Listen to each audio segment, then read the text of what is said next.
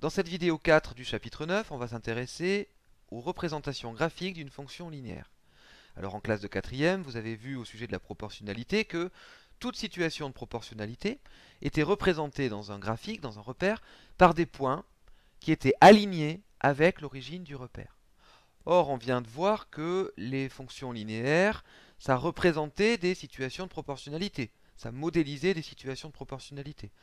Autrement dit, on peut en déduire que la représentation graphique de la fonction linéaire f de coefficient petit a, qui est, je vous le rappelle, de la forme ax, c'est donc des points alignés avec l'origine du repère. Donc c'est une droite qui passe par l'origine du repère.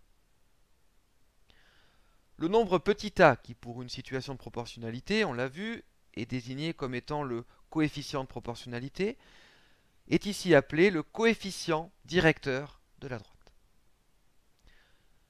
Et la représentation graphique d'une fonction f, c'est noté CF, courbe représentative, et en indice le petit f, le nom de la fonction.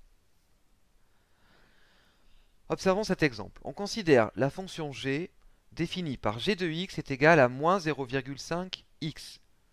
G est bien une fonction linéaire car elle est de la forme a fois x avec son coefficient petit a qui est égal à moins 0,5. Comme g est une fonction linéaire, on en déduit que sa représentation graphique, c'est une droite qui passe par l'origine du repère. Autrement dit, on sait que la droite va passer par le point de coordonnées 0, 0, c'est-à-dire le point d'intersection des deux axes, l'axe des abscisses, l'axe des ordonnées.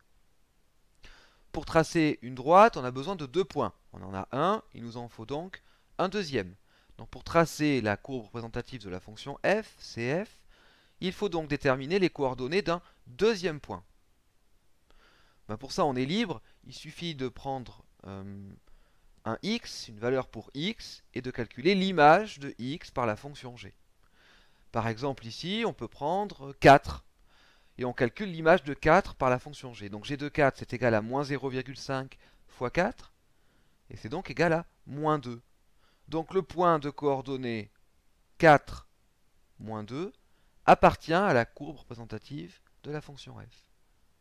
Donc on place ce deuxième point C, abscisse 4, ordonnée moins 2. On a nos deux points, on peut tracer la droite qui passe par l'origine du repère et le point C. C'est la représentation graphique de la fonction g.